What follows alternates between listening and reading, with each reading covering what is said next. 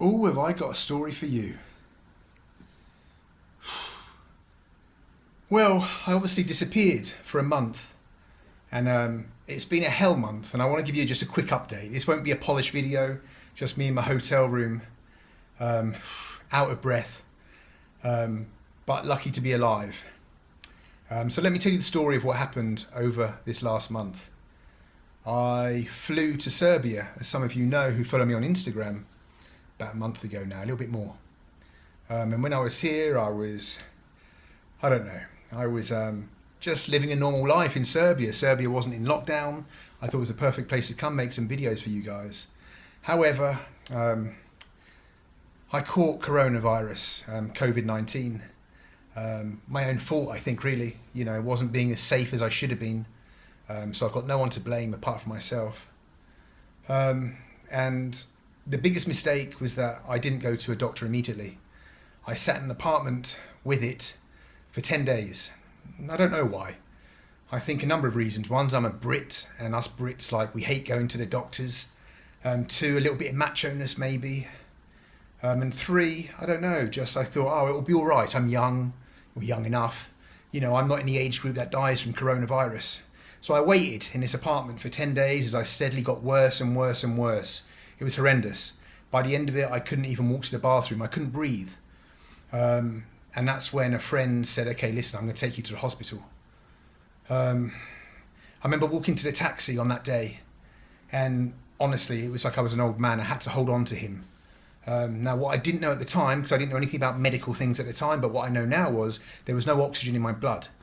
Most people have an oxygen level of about 98, 99 in their blood. What I subsequently found out was mine was down in the low 70s. I was dying basically at home and not realising it. My organs were shutting down. I couldn't think straight, which was another reason why I didn't go to the hospital. My brain just wasn't thinking like a normal human would due to lack of oxygen. Anyway, I went to the hospital, a private clinic here in Serbia, and they said, shit, you need to get to hospital immediately. They called an ambulance and they took me to a COVID hospital, a government hospital here, and they put me on a ward. And they gave me a few meds and stuff, but after a few days I wasn't getting better. In fact, I was getting worse. I couldn't breathe, it was getting worse. And, oh, my arm's so tired. So what happened then? Well, friends started coming through for me, above and beyond the call of duty, really, and they started making phone calls, and friends in Russia made phone calls to the Russian embassy and said, listen, we got someone here who's done a few things for Russia in his time, promoted the country, can we do something for him? And fortunately, someone at the Russian embassy took pity and made some phone calls to the director of the hospital and said, we've got this guy here, can we get him, put him in intensive care? And so I got moved up to intensive care.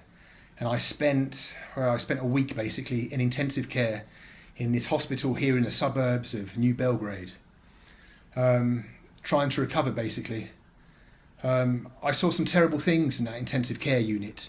On the 1st of July, I woke up about 5 o'clock in the morning to see the person in the bed next to me being resuscitated manually by the nurses and doctors. There were nurses and doctors all around, and they were trying to resuscitate that person. It was an older person, but I just remember lying there, just watching this, just thinking, what the fuck is going on? I'd never seen a dead person before, definitely never seen anyone die before, but that person died. And that scared me a lot, because I was like, well, if that person can die, they weren't that old, then who knows about me? A few hours later, the person in the bed in front of me, I was just watching their machine, their monitors, nothing else to do in an IC unit, and it just went flat. The nurse came over, checked him, called a doctor, checked the pulse, threw the blanket over the face. He was dead. He was a lot older. But yeah, so that was pretty nuts, basically, just to see two people die in front of you like that. Really brings it home to you, you know, just what this coronavirus is about.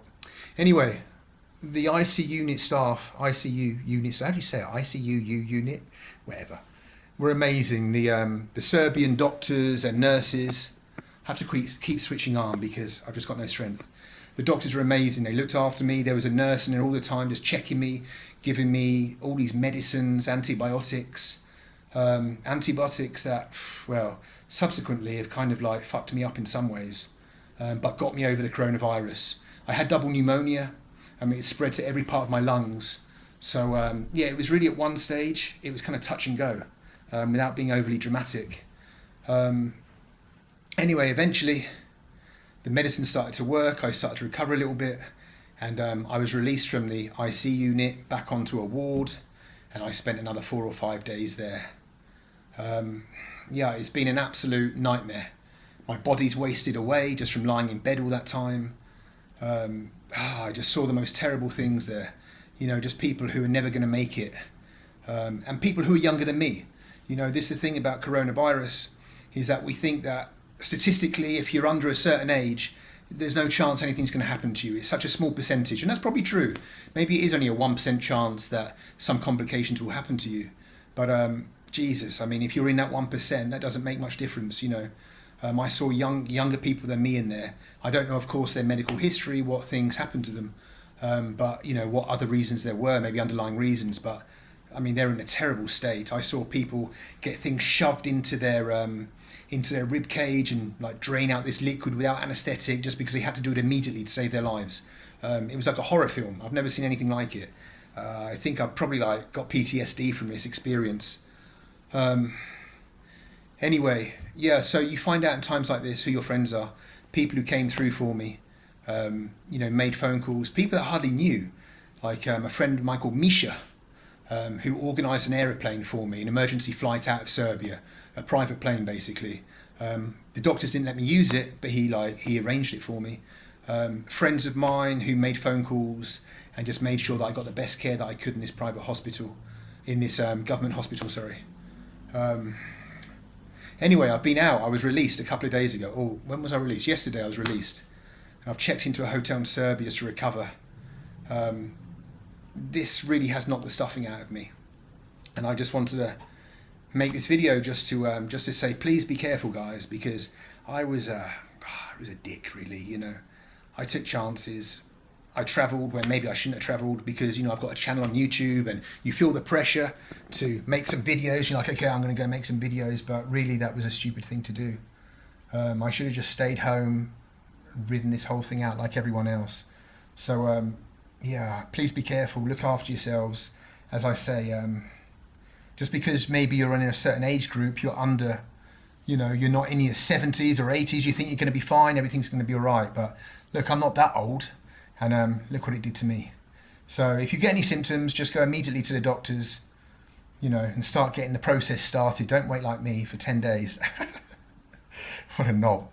So, yeah. Oh, man. So what have I learned from this experience? Well, I've learned, wow, life.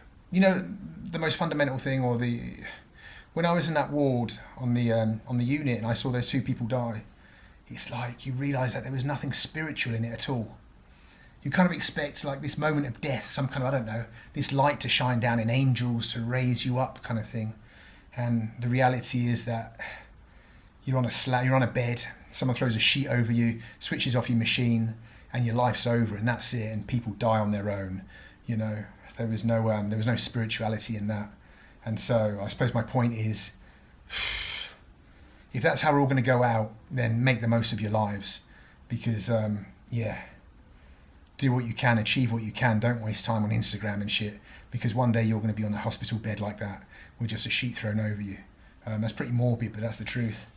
The other thing is that what else? Oh, my knob shrunk. I think my knob's actually shrunk during this. I've not had a twitch down there for a month. So no one tells you that, you see. No one tells you that your knob's going to stop working. So, yeah, that's something else. That's something else you got to worry about. Oh, man, what else? I don't know if that's just the antibiotics, and maybe I'll start getting a twitch eventually. But, yeah, no morning glory for the last month or anything like that. What else can I tell you? I don't know, guys. Just please be careful, genuinely. What's the future for me? The future for me is trying to get my muscles back up, trying to get my lung capacity back up. Yeah, and I just want to say a big shout out also to the Serbian people. I'm a foreigner here. They took me into their hospital, gave me a bed that could have been used by a Serbian, you know, put me in their IC unit, looked after me. The doctors and nurses at that hospital were just so fantastic. there were times when I was genuinely scared that it was going to come to an end. But they reassured me. They gave me the medicines that I needed. They checked me. They took me down for scans and stuff like that. Nurses were there all the time, constantly just coming over saying, you're right, come on, we're going to get through this, fight a little bit harder. So big up to the Serbian people. I've always liked the Serbian people, but Živa Serbia once again. And I've got a long road ahead of me of recovery. I don't know, going to be a few months now. The antibiotics have taken its toll on me. I think they've screwed my teeth up. Like the enamel was peeled off my teeth and stuff. This disease is a fucking killer. It's a nightmare. So please look after yourselves. Take care. I know that whole thing. I hate being told what to do in life. Honestly, I hate being told what to do. I hated it when my government said, wear a mask, wear gloves, do that. I'm like, who are you to tell me what to do? But, it's for your own good. And so what? Just bloody wear a mask if you have to, for God's sakes. Who gives a shit? Right, it's just a mask. I don't know. What else can I tell you? Want to hear more about my knob? That's it, I suppose. Don't want to ramble for too long, but I just want to give you an update. So that's it. That's my COVID story. How I almost died of COVID. I'll probably think of loads of stuff afterwards that I could have added. Of course there is. But just finally, just to say, look after yourselves. Take care. And many thanks to the people who came through for me. In this last month. You find out who your friends are at times like this. And the people, just a little text messages even, just saying, come on, we're pulling for you. Hope you get through this. Those mean a lot at those times. Anyway, I'm not asking for sympathy. I'll be fine. It's going to take a while. Get some muscles, but I'm so embarrassed walking about. Just this body of an 80-year-old man. When I checked back into this hotel after not being here for a few weeks, they literally did a cartoon double take. They were like, is this the same dude? He was in his 40s before and now he's in his 70s. Nightmare, absolute nightmare. But I'll get through it, I'll be fine. And we'll be back to making some films. And I don't know. We'll be back at some point to have some crazy adventures. Central Asia, something like that. But I need a couple of months just to focus on myself and get myself healthy. All right, guys. Once again, Živa Serbia. Thank you to the people of Serbia for helping me out on this one. And I'll see you further down the road, you crazy buggers. See you later.